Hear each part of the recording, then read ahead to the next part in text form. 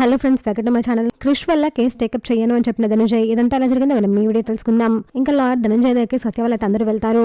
ఇంకా లాయర్తో సత్య వాళ్ళ అన్న అయితే ఇలా మాట్లాడుతూ ఉంటాడు. మేము ప్రొఫెసర్ విశ్వనాథం వల్ల పిల్లలము, మా నాన్న కేసు టేకప్ చేస్తారు అని వచ్చాము అని అయితే అంటూ ఉంటాడు. దీనికి ధనంజయ్ అలాగే చూస్తూ ఉంటాడు. ఇంతలో క్రిష్ మా మామయ్య గారు ఏ తప్పు చేయలేదు అని చెప్పడానికి ట్రై చేస్తూ ఉంటాడు. కానీ ఇంతలో ధనంజయ్ నువ్వు మహాదేవయ్య కొడుకువి కదా అని అడుగుతాడు.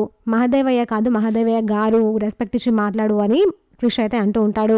మీకు రెస్పెక్ట్ ఇచ్చేదేంటి, నేను ఎలా కనిపిస్తున్నాను నీకు నేను అని ధనంజయ్ అంటాడు. మా నాన్న కాబోయే ఎమ్మెల్యే అని క్రిష్ అంటాడు.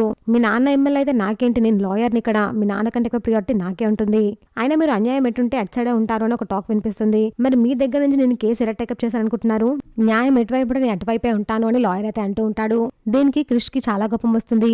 ధనంజయ్ మీదకి సీరియస్ అవుతుంటాడు. కానీ సత్య మాత్రం ఆగు క్రిష్ ఆగు అని ఆపుతూ ఉంటుంది.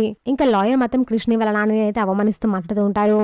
అతను ఇంకా తెగేసి చెప్తాడు, నేను మీ కేసు టేకప్ చేయను, మీరు కొంచెం వెళ్ళిపోండి, దయచేసి నా టైం వేస్ట్ చేయొద్దు అని అంటాడు. సత్య అతను రిక్వెస్ట్ ట్రై చేస్తూ ఉంటుంది. చూసాక ఫ్రెండ్స్, మరి ఏం జరగబోతుందో, ఇలాంటి జెన్యూన్ అండ్ అప్డేట్స్ కోసం మా వీడియోకి లైక్ చేసి ఛానల్ సబ్స్క్రైబ్ చేసుకోండి.